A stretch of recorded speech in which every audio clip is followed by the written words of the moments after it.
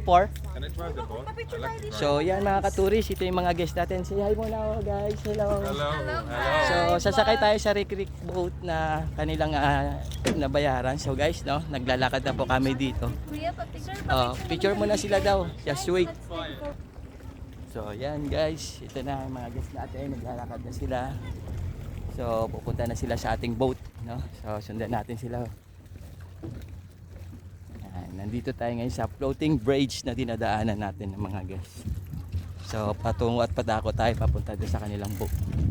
So kung inyo makikita mga katuris, no, ito po yung kanilang boat na masasakyan for 3 islands, no? The name of Kauri, Luli, and Starfish, and Pambatore pa sa floating cottage natin.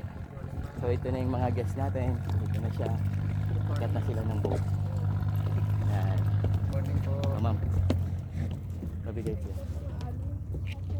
So yan mga katuris, nakasakay na sila ng bangka, no? Rick 4 ang kanilang sinakyan ng boat. Ito yung magagamit nila. So sa private po sila dahil nag-walk-in kami.